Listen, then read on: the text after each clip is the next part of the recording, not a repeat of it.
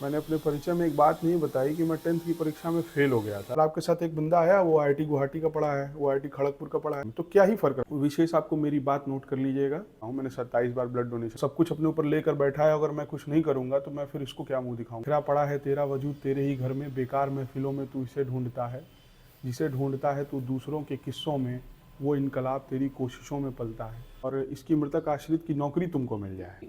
बड़ा बात है और काफ़ी नेगेटिव बात है। हेलो एवरीवन, आप सबको स्वागत है एक और नए से वीडियो में। आप देख रहे हैं स्टोरी ऑफ सक्सेस और मैं हूं मोहन कुमार। आज के जो हमारे गेस्ट होने वाले हैं वो अभिषेक चौबे सर हैं। इनकी सिलेक्शन 67 बीपीएससी में 7 रैंक के साथ डीएसपी पोस्ट पे हुआ है। वर्तमान में ऑडिटर के पोस्ट पर जिला परिषद गोपालगंज में कार्यरत है। तो आज सर से बात करेंगे और जानेंगे इनकी पूरी स्ट्रेटजी क्या क्या फेस की है ये अपने तैयारी के दौरान। तो आज सर से पूरी बुक लिस्ट और जर्नी को हम देखेंगे सर के माध्यम से। तो आप सब अगर चैनल पर नए हैं तो प्लीज़ सब्सक्राइब कर लीजिए, वीडियो अच्छा लगे तो लाइक कर लीजिए, और कमेंट्स में आप सब बता सकते हैं आप सबको वीडियो कैसा लगता है। और अगर किन्हीं स्टूडेंट का कोई क्वेरी होगा तो वो इंस्टाग्राम पर मैसेज कर सकते हैं। इंस्टाग्राम का लिंक आपको डिस्क्रिप्शन में मिल जाएगा। तो सर सबसे पहले बहुत बहुत congratulation sir. Thank you Manoj, thank you everyone. तो सर अपने बारे में बताइए, लाइक एजुकेशनल बैकग्राउंड और रहने वाले कहाँ का है। अच्छा, सबसे पहले मोनू को धन्यवाद। मैं अभी जिला परिषद गोपालगंज में कार्यरत हूँ ऑडिट ऑफिसर के तौर पर। और चूँकि हमारी वार्ता के क्रम में ये बातें सामने भी आएंगी कि मैं पहले भी चयनित हूँ बीपीएससी द्वारा आयोजित जो ऑडिट सर्विसेज की परीक्षा है उसमें। मेरा संबंध मैं जैसा कि मोनू ने परिचय में भी बताया, मेरा नाम अभिषेक चौबे है और मैं मूल रूप से गाजीपुर ज़िले का रहने वाला हूँ, जो उत्तर प्रदेश राज्य में है। और बिहार से मेरा संबंध मेरी माता के पक्ष से रहा है। मेरी माता जी जो हैं वो बिहार के भोजपुर ज़िले से हैं। और मैंने इस परीक्षा में जिसकी बात मोनू ने की, 67 की परीक्षा में ओवरऑल 24th रैंक और डिप्टी एसपी में 7th रैंक के साथ अपना चयन सुनिश्चित। हाँ, एजुकेशन मेरा जो रहा वो मुख्य रूप से इलाहाबाद जो रहा वो मेरे शिक्षा का केंद्र रहा हमेशा से ही।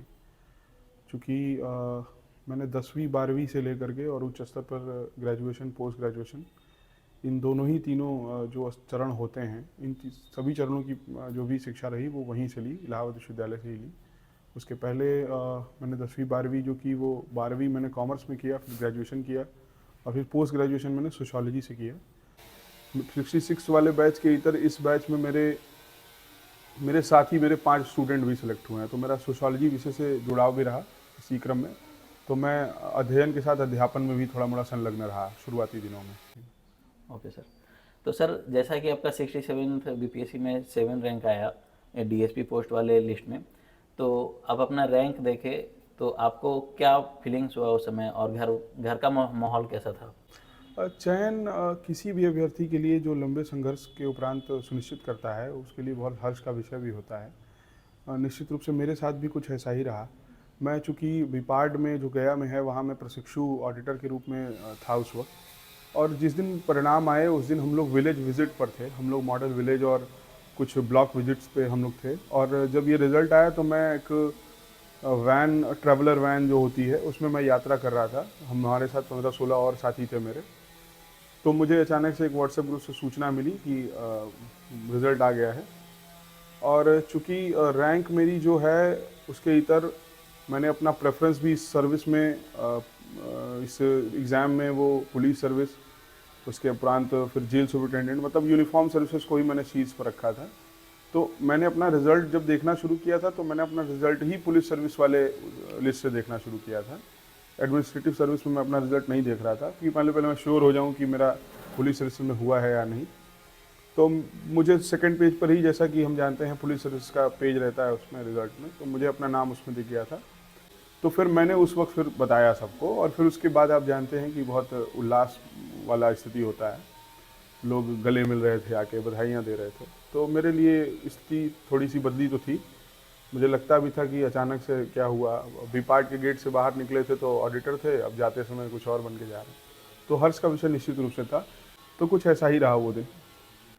तो सर हमको थोड़ा बहुत आपके बारे में पता चला है कि आपके घर में काफ़ी सारे लोग पुलिस में हैं, तो कौन कौन से पोस्ट में हैं और कौन कौन लोग हैं, थोड़े उनके बारे में थोड़ा बताइए। जी, देखिए पुलिसिंग की जो हिस्ट्री रही है मेरे फैमिली में वो कुछ ऐसी रही है। मेरे ग्रैंडफादर पुलिस में थे, वो सब इंस्पेक्टर थे। प्रतापगढ़ पुलिस में वो थे, उत्तर प्रदेश में ही।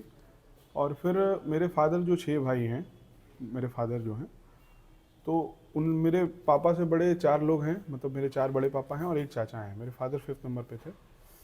तो इन 6 में सारे ही उत्तर प्रदेश पुलिस में रहे। मेरे जो सबसे बड़े पापा हैं वो वहाँ रिजर्व पुलिस में रहे, वो रिटायर हो चुके हैं अभी।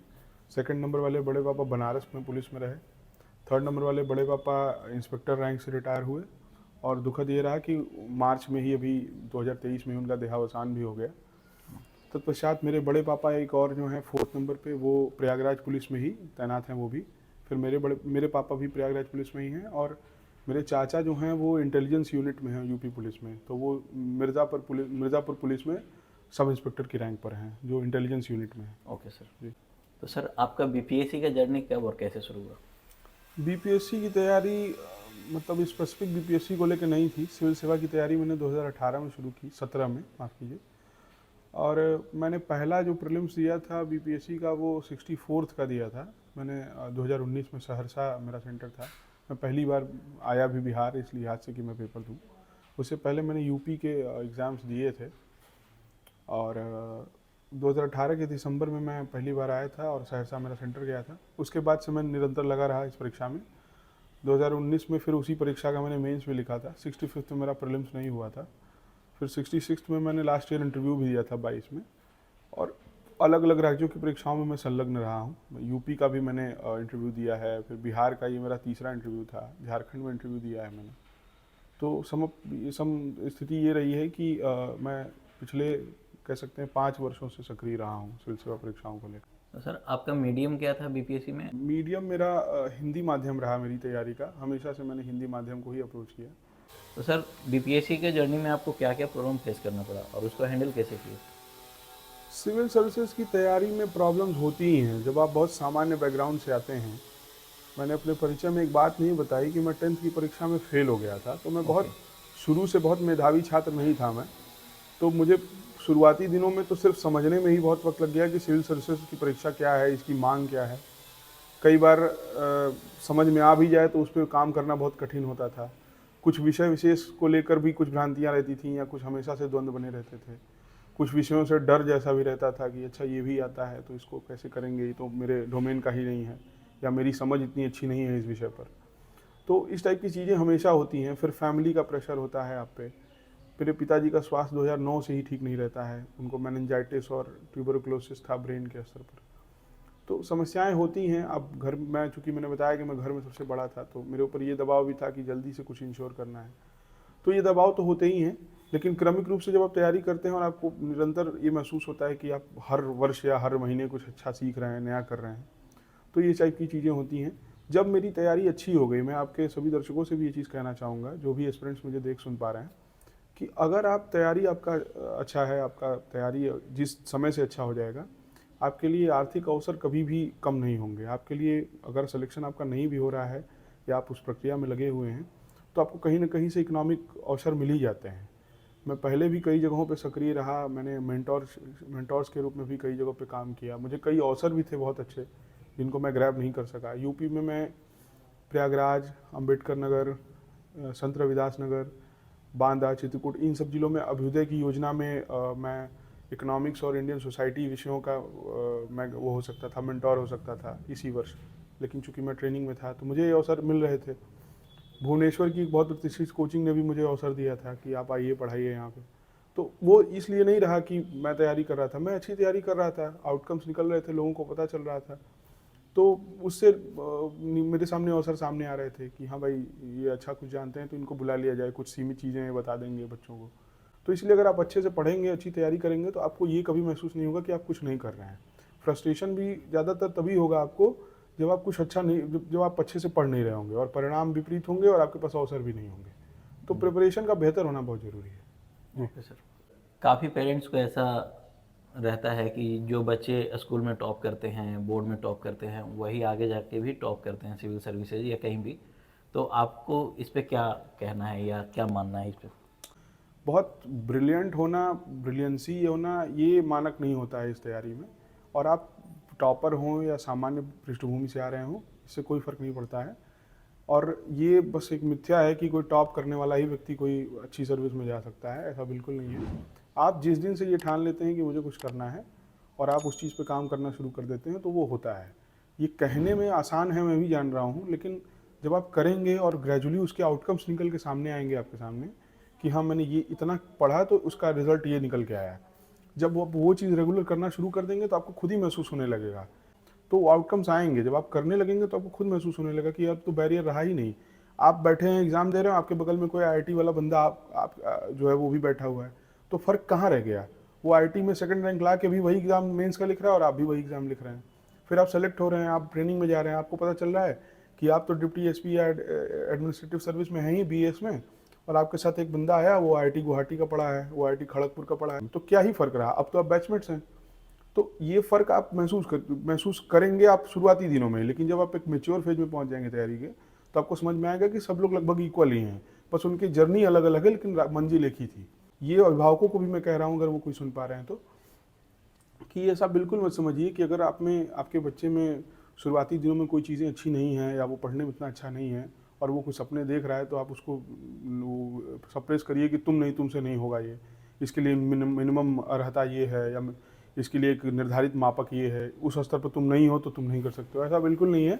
तो सर आपका बीपीएससी का स्ट्रेटजी क्या था और प्रीलिम्स और मेंस का बुक लिस्ट आपको क्या क्या थी? देखिए बुक लिस्ट, सबसे पहले बुक लिस्ट पे बात कर लेता हूँ। बुक लिस्ट में कुछ बुनियादी किताबें सब जानते हैं, पॉलिटी बोलूँ और लक्ष्मीकांत ना बोलूँ ये संभव ही नहीं है। तो कुछ किताबें तो आप सब जानते हैं, जो आमतौर पर कोई भी किसी भी वीडियो में कोई भी व्यक्ति बोलता है, मेरे जैसे लाखों लोग हैं जो चयनित हैं आज की डेट में और वो अच्छा कर भी रहे हैं। देखिए कुछ बातें विशेष जो मैं बता देता हूँ तैयारी के बारे में, किताबों से इतर, किताबों के साथ साथ किताबों में एनसीईआरटी की कुछ किताबें जो मैंने स्वयं पढ़ी हैं वही मैं आपको बता रहा हूँ। मैंने 6 से लेकर 10th तक में हिस्ट्री की किताबें पढ़ी हैं। 11th में इकोनॉमी में इंडियन इकोनॉमिक डेवलपमेंट की जो किताब आती है, भारतीय अर्थव्यवस्था का विकास, उसको पढ़ी है मैंने। 11वीं और 12वीं की जो ज्योग्राफी की किताब आती है उसको मैंने पढ़ी है, क्योंकि हम जानते हैं कि 6 से 8th वाली किताबों में रीजनल ज्योग्राफी है, तो आप उसको थोड़ा सा देख लीजिए। और 11th-12th में जो इंडियन ज्योग्राफी की किताब आती है जिसमें इकोनॉमिक और सोशल ज्योग्राफी वाला हिस्सा है, उसको आप वहाँ से कर सकते हैं। इसके इतर विज्ञान के विषयों में आप 6 से लेकर 10 तक की किताबें अगर आप देख लेंगे तो उससे आपको थोड़ा सा लाभ मिल जाएगा विज्ञान वाले विषयों में। उसके बाद सोशल साइंसेज में भी आप, हिस्ट्री की बात हम लोग पहले ही कर चुके हैं कि सोशल साइंसेज में आप 6 से 8 तक और फिर 9-10 में हिस्ट्री स्पेसिफिक किताबें कर लें। यही मुख्य विषय हैं, इन्हीं पे आपको ऐसे करना है, और बाकी स्टैंडर्ड किताबें हम आप पहले से ही जान रहे हैं। विशेष आपको क्या करना है, विशेष आपको मेरी बात नोट कर लीजिएगा। मोनू आए हैं, मैंने इनसे पहले बातचीत में भी बोला, अगर आप सिविल सर्विसेज की तैयारी में हैं और अगर आप न्यूज़पेपर नहीं कर रहे हैं तो आपका सिलेक्शन नहीं होगा। ये मुझे हमेशा महसूस हुआ जब मैंने ये करना शुरू किया कि मैं ये चीज़ नहीं कर रहा था पिछले 2 साल से, अपनी तैयारी के मध्यावधि की ये बात बता रहा हूँ मैं। शुरुआती 1-2 सालों में मैंने न्यूज़पेपर को इग्नोर किया, जिसका मुझे भुगतना भी पड़ा। लेकिन न्यूज़पेपर करने की जो प्रविधि है वो कैसे करना है आपको, जब आप न्यूज़पेपर उठाइए, कोई भी न्यूज़पेपर पढ़िए आप, उसका कोई सिलेक्शन ऐसे नहीं कि किसी बहुत विशेष आधार पर करना है। जो न्यूज़पेपर आपको इजीली अवेलेबल है वो करिए। कोई सूचना आपको प्राप्त हो रही है तो उस सूचना के उस हिस्से को मार्क करिए जो आपके सिलेबस से जुड़ा हुआ हो। जैसे अगर कृषि विकास का कोई मुद्दा आ रहा है आपके पेपर में, कोई विज्ञान प्रौद्योगिकी का कोई मुद्दा आ रहा है कि 3D प्रिंटिंग में बायो हर्ट बनाया गया कोई, या आर्टिफिशियल इंटेलिजेंस में कहीं कुछ हुआ इनोवेशन, तो आप उसको अपने सिलेबस के हिस्से में लिख लीजिए कि प्रौद्योगिकी विकास। आपके बीपीएससी के पेपर में पेपर 2 में वो चीज़ आती है, जो लोग यूपीएससी कर रहे हैं उनके लिए पेपर 3 में वो चीज़ आती है। तो वो संदर्भ के रूप में आपके मस्तिष्क में वो बात हमेशा रहेगी। जिस दिन हम आपसे आर्टिफिशियल इंटेलिजेंस पे या 3D प्रिंटिंग पे सवाल आएगा, आप तुरंत अपने आंसर में वो बात लिख देंगे कि मैंने 6 महीना पहले ये चीज़ पढ़ी थी। 67th का पेपर अगर आप में से कुछ लोगों ने दिया होगा तो याद करिए, एक सवाल जीविका पे आया था। जीविका पे वर्ल्ड बैंक ने एक स्टडी की थी और उसकी रिपोर्ट आई थी वर्ष भर पहले, 22 में जब मेंस हो रहा था। तो जीविका पे मैंने बहुत स्पेसिफिक कुछ नहीं पढ़ा था, लेकिन 1 साल पहले मुझे वो पढ़ी हुई वो बात याद थी कि जीविका पे वर्ल्ड बैंक ने कुछ स्टडी की थी और उसकी कुछ अच्छी बातें बताई थी। BRLPS जो उसकी नोडल एजेंसी है उसके बारे में थोड़ा मोड़ा मुझे पता था, तो मैंने वो सवाल वैसे अप्रोच किया था। तो ऐसे ही न्यूज़पेपर पढ़ने के दौरान ही आप ये चीज़ देख लीजिए कि कौन सी चीज़ आज आपके काम की इस पेपर में है, और रोज़ 2-4 खबर ही पकड़िए, ये नहीं कि पूरा पेपर ही आप पढ़ रहे हैं। जो मुख्य मुख्य पेजेस होते हैं, फ्रंट पेज हो गया, बैक पेज हो गया, अंतर्राष्ट्रीय राष्ट्रीय वाला हिस्सा हो गया, इकोनॉमिक वाला हिस्सा हो गया, इस टाइप के हिस्से आप देख सकते हैं। एडिटोरियल पेजेस देख सकते हैं। जिनको भाषा के और वाक्य रचना के स्तर पर काम करना है वो एडिटोरियल जरूर पढ़ें। जिनकी वर्तनी गलत होती है, जिनकी भाषा या वाक्य रचना गलत होती है, क्योंकि हम जानते हैं कि अब बीपीएससी के पेपर में एसेज को भी इंट्रोड्यूस किया गया है, तो वो बहुत हेल्प करेगा आपको। अखबार के बारे में एक और बात, मैं अखबार पे इतना इम्फेसाइज कर रहा हूँ क्योंकि अगर आप करने लगेंगे तो आपको खुद ही उसके रिजल्ट्स दिखेंगे सामने। तो सर आप सेल्फ स्टडी किए हैं या किसी क्लासेज या कोचिंग का माध्यम से तैयारी की देखिए, है? सेल्फ स्टडी की अपनी भूमिका होती है, नो डाउट, इसमें कोई दो राय नहीं है कि सेल्फ स्टडी ज़रूरी नहीं है, या हर व्यक्ति सेल्फ स्टडी करके ही अपने आप को शेपअप करता है। लेकिन मेरी गाइडेंस में बहुत सारे टीचर्स का भी रोल रहा।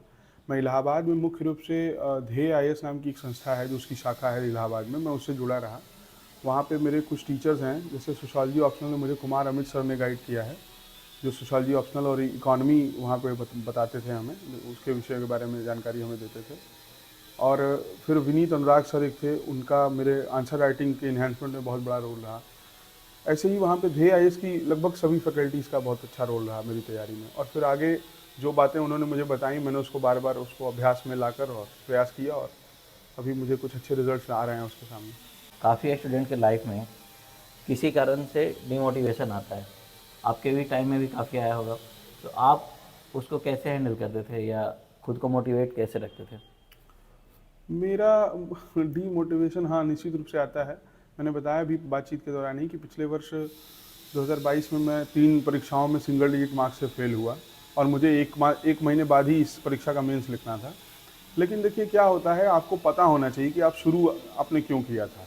जब रिजल्ट्स पे फेल होता था तो मैं वॉइस रिकॉर्डिंग ऑन करता था अपने फ़ोन की, और वॉइस रिकॉर्डिंग ऑन करने के बाद मैं पूरी कहानी अपनी बोलता था कि मुझे आज कैसा महसूस हो रहा है, मैंने आज क्या क्या महसूस किया, मैं क्यों फेल हुआ। मुझे जो फैक्टर्स याद आते थे, क्योंकि जब आप फेल होते हैं तो आपको तुरंत उसमें सब कुछ याद आता है कि ये गलती से हुए होंगे, इस गलती से हुए होंगे, तो वो सब मैं रिकॉर्ड कर लेता था। और फिर मैं उसको क्रमिक रूप से सुनता था, कई बार 1-2 दिन पे, 3 दिन पे, जब पढ़ने मन लगे तब सुनते थे, देखते थे कि हाँ क्या वजह थी जिस वजह से फेल हुए थे। तो इस टाइप की चीज़ें कर सकते हैं, और कॉज बहुत नोबेल और बड़ा होना चाहिए आपका। अगर आप तैयारी शुरू कर चुके हैं तो आपके पास वजह बहुत बड़ी होनी चाहिए सर्विस में आने की। अगर आप बहुत नैरो अप्रोच से अगर तैयारी शुरू कर रहे हैं कि मैं पड़ोसियों से बदला ले लूँगा, उनको ये दिखा दूंगा, वो कर दूंगा, ये सब बातें आप भूल जाएंगे, ये सब आपके काम की नहीं रह जाएंगी। आपको बहुत बड़े कॉज से शुरू करना पड़ेगा। वो बड़ा कॉज ही आपको इस स्तर पर ला सकता है, या इससे भी ऊपर ईश्वर करें कि आपको ले जाए वो कॉज। क्योंकि मैं सोशल सर्विसेज से हमेशा जुड़ा रहा हूँ, मैं वॉलंटियर के रूप में प्रयागराज में बहुत सक्रिय रहा, और मैं ब्लड डोनेशन के क्षेत्र में काफ़ी सक्रिय रूप से काम कर चुका हूँ। मैंने 27 बार ब्लड डोनेशन भी किया है, और मैं इन चीज़ों में ही इन्वॉल्व रहता था जब डीमोटिवेट होता था, तो कि मैं चलिए सोसाइटी के कुछ काम आऊँ, अपने काम अगर अभी तत्कालिक रूप से नहीं आ पा रहा हूँ तो ऐसे ही आप अलग अलग वजह तलाशिए जिसकी वजह से आप खुद को मोटिवेट कर पाएँ। और मोटिवेशन के कई फैक्टर्स और भी हो सकते हैं। आप लोगों से बात करिए, ऐसे विफल लोगों को तलाशिए जो बाद में सफल हुए, तो उनकी विफलताओं की कहानियाँ पढ़िए, कैसे वो अपने आप को फिर से शुरू कर पाए। तो आपको एक कॉज आपको खोजना पड़ेगा जिसकी वजह से आपको बार बार उठ के खड़ा होना पड़ेगा। मेरा अक्टूबर में एक रिजल्ट आया था, और मुझे ऑडिट सर्विसेज का मेंस 2 नवंबर को लिखना था। मुझे लीवर कोलाइटिस भी हुआ ऑडिट सर्विसेज के एग्ज़ाम के दौरान। मेरे एक फ्रेंड हैं अवधेश भाई, वो मेरे साथ आए थे पटना, मैं उनके साथ रह के पेपर देता था, वो मेरा ख्याल रखते थे। तो पेपर मैं नहीं छोड़ रहा था कि मुझे पेपर देना है, मैं पेपर नहीं छोड़ सकता। तो ऐसे आसपास आपके लोग हैं, उनको तलाशिए, जिनसे आप मोटिवेट हो पा रहे हों, उनको देखिए, उनसे वो मुझे प्रेरित भी करते हैं कि नहीं अभिषेक भाई, पेपर नहीं छोड़ना है, पेपर नहीं छोड़ना है, मैं चलूँगा। फेलियर्स के बाद, तबीयत खराब होने के बाद भी मैंने नहीं छोड़ा। तो वो मोटिवेशन वाला ही फैक्टर होता है जो आपको इसके लिए जागृत करता है। मेरे भाई मेरा छोटा है, उसका भी बहुत बड़ा रोल रहा है इस चीज़ों में, क्योंकि उसका मैं देखता था कि वो फैमिली के सारे प्रेशर से खुद पर लेके और आगे चल रहा था। वो मुझे बोलता था कि अब मैं देख रहा हूँ घर, तुम अपनी पढ़ाई पे ध्यान दो। तो हम पढ़ाई पे मैं अपने ध्यान दे पाता था, तो उसका भी बहुत बड़ा रोल रहा। उससे भी मैं कई बार मोटिवेट होता था कि वो सब कुछ अपने ऊपर लेकर बैठा है, अगर मैं कुछ नहीं करूँगा तो मैं फिर इसको क्या मुँह दिखाऊँगा कि मैं कुछ नहीं कर सका। तो ऐसे कई सारे लोग होते हैं। माता पिता ने हमेशा प्रेरित किया, कभी फेल भी रहा तो माता पिता ने कभी हताश नहीं होने दिया, हमेशा से प्रेरित रखा। तो लोग आपके तलाशिए, आसपास ऐसे लोग आपके हमेशा होते हैं जो आपको आगे का राह दिखाते हैं। और इसके इतर मोटिवेशन में एक चीज़ और होती है कि हर व्यक्ति के जीवन में एक हनुमान के सापेक्ष जामवंत जरूर होता है। आप उस गाने को याद करिए जो जामवंत ने गाया है कि अपने बल को कछु ध्यान करो हनुमान महाबलिधारी। तो अपने बल को याद करिए आप। एक बहुत फेमस लाइन और भी है कि बिखरा पड़ा है तेरा वजूद तेरे ही घर में, बेकार महफिलों में तू इसे ढूंढता है, जिसे ढूंढता है तू दूसरों के किस्सों में, वो इनकलाब तेरी कोशिशों में पलता है। आपकी कोशिश में ही सारा इनकलाब छिपा हुआ है। आप दूसरों में मत देखिए इस चीज़ को। दूसरे आपको रास्ता बता सकते हैं, चलने की गति और चलने की जो लय है वो आपको ही तय करनी है। तो ईश्वर आपको इसी लय से और इसी गति से बढ़ने की शक्ति प्रदान करें। ये मेरी शुभकामनाएं हैं आप सभी के साथ। भविष्य में कभी भी मेरा आपसे इंटरेक्शन होगा तो आप मुझे ऐसा ही सहर्ष पाएंगे अपने साथ, और मैं बिल्कुल आपकी किसी भी बाधा को इंटरेक्ट करने के लिए तैयार हूँ आपके उस विषय पर। ओके, तैयारी करते टाइम आप फैमिली फंक्शन या इवेंट या दोस्तों के साथ पार्टी करना ये सब इंजॉय करते थे या उसको अवॉइड करते थे? नहीं, मैं बताता हूँ। फैमिली हो, फ्रेंड्स हो, पार्टी करना, फंक्शंस करना, ये बिल्कुल मैं करता था। देखिए क्या होता है कि कई बार बहुत अति सक्रिय होते हैं और हर हमेशा होते हैं, वो उस भूमिका में आपको नहीं जाना है।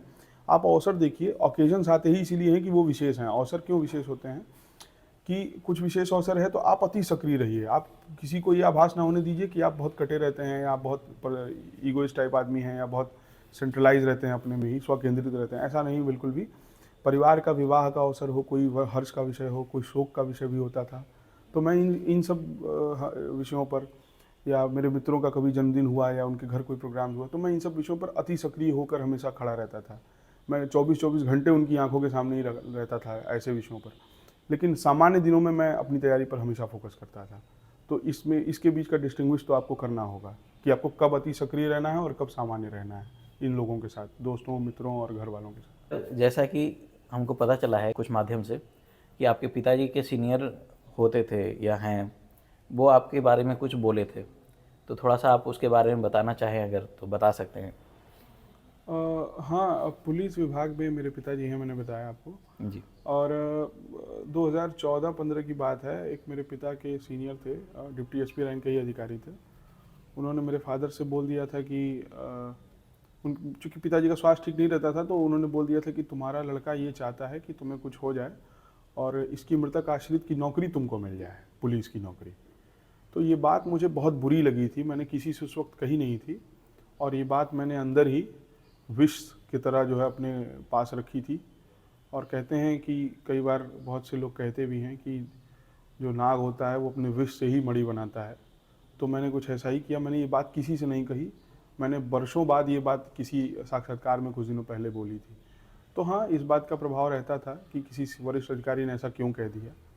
और यही मैं चाहता भी था कि मेरा परसेप्शन धीरे धीरे ये था कि मैं ये चीज़, ये जो नोशन बना हुआ है लोगों के मन में, इसको भी ब्रेक करूं कि मैं ऐसा कुछ सोच रहा हूं अंदर अंदर। ऐसा मेरा बिल्कुल नहीं था मन।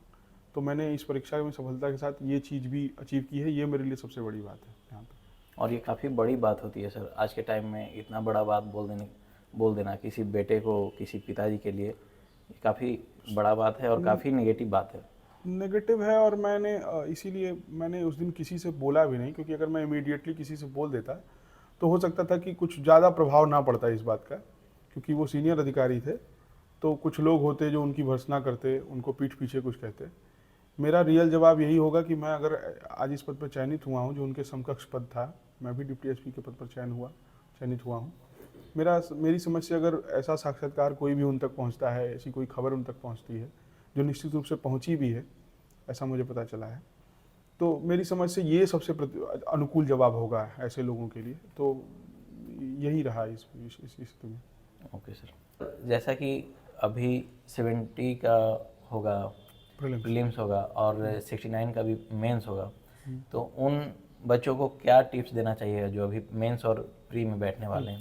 देखिए, एग्ज़ाम की तैयारी सिविल सर्विसेज में अलग अलग नहीं होती है। किसी भी फेज़ की तैयारी में अगला परीक्षा कौन सा है, ये आपके तरीके को डिफाइन करता है, डिज़ाइन करता है कि आप किस तरीके में आगे बढ़ें। अगर प्रीलिम्स का परीक्षा है तो आप जानते हैं कि फैक्ट ओरिएंटेशन पे थोड़ा काम करना होगा। इंटीग्रेटेड तैयारी के दौर में आपको तैयारी इंटीग्रेटेड रखनी है कि अशोक की नीतियाँ क्या हैं, या मान लीजिए कि आपके सिलेबस में सवाल आता है कि मौर्यन कला के बारे में आपको पढ़ना है, तो मौर्यन आर्किटेक्चर के बारे में आप चीज़ों को पढ़ लीजिए। स्थापत्य हो गया, मूर्ति कला हो गई, और उन जगहों को याद करिए कि कहाँ से मूर्तियाँ मिल रही हैं। तो प्रीलिम्स के लिहाज से कोई जगह आपके लिए इम्पोर्टेंट है, कोई स्थान, कोई मूर्ति किस स्वरूप की बनी है ये इम्पोर्टेंट है, किसने बनवाई ये इम्पोर्टेंट है, लेकिन उसकी जो कलागत विशेषताएं हैं, तकनीकी विशेषताएं हैं, वो आपके मेंस के लिए इम्पोर्टेंट हैं। तो आप पढ़ने के दौरान जब सामान्य दिनों में पढ़ाई करिए तो इन दोनों विषयों को साथ साथ लेकर चलिए। लेकिन जब प्रीलिम्स का एग्जाम आ जाए तो आप उन तथ्यों पे ज़्यादा ध्यान दीजिए जो ज़्यादातर फैक्ट ओरिएंटेशन पे काम करता है एग्जाम्स में और प्रीलिम्स में। और जब आप मेंस की तरफ आइए तो मेंस में जिन चीज़ों को आपने विशेषताओं के स्तर पर पढ़ रखा है उन्हीं को रिटन फॉर्म में बार बार प्रैक्टिस करने की कोशिश करिए। जिनका मेंस का एग्ज़ाम है उनके लिए सबसे ज़रूरी ये है कि वो बार बार आंसर राइटिंग करें, अपने हर आंसर को पिछले आंसर से बेहतर बनाएं और अपने किसी मेंटोर को दिखाएं। और वो हर आंसर ना दिखाएं जो आप समझें कि आपने पहले दिन लिखा था और आपने वो दिखा लिया, आप 5-7 दिन उसको बार बार लिख रहे हैं और जब आपको लगे कि हाँ अब मैंने परफेक्ट आंसर लिख लिया इस क्वेश्चन के सापेक्ष, तो उस आंसर को आप अपने मेंटोर को दिखाइए कि सर मैंने आज ये लिखा है। अगर किसी टेस्ट सीरीज़ में आप पार्ट ले रहे हैं तो उसमें भी लीजिए और रेगुलर आंसर राइटिंग करिए। मैं मेंटरशिप में रहा, मैंने देखा कि 200 लड़कों का अगर मेंस होता है, मेंस का ग्रुप होता है, तो उसमें शुरू में कॉपीज 50-60 आएंगी, धीरे धीरे वो कम होती जाती हैं। तो आपको आंसर राइटिंग भी रेगुलर करनी है, अधिक से अधिक आंसर राइटिंग करनी है, तो इस पर आपका विशेष जोर होना चाहिए। थैंक यू सर अपना बहुमूल्य समय देने के लिए। Thank you everyone, thank you. तो आई होप दोस्तों आप सबको सर के जर्नी से काफ़ी कुछ सीखने को मौका मिला होगा, काफ़ी कुछ जाने होंगे सर के बारे में और स्ट्रेटजी के बारे में। जाहिर सी बात है कि आप सबके तैयारी में सर का जर्नी बहुत काम आएगा। अगर आप सब अभी तक वीडियो देख रहे हैं और चैनल को सब्सक्राइब नहीं किए हैं तो प्लीज़ कर लीजिए। ऐसा ही हम मोटिवेशन वीडियो आप सबके लिए लाते रहेंगे। फिर से मिलते हैं नए गेस्ट के साथ नए वीडियो में, तब तक के लिए टेक केयर, बाय बाय।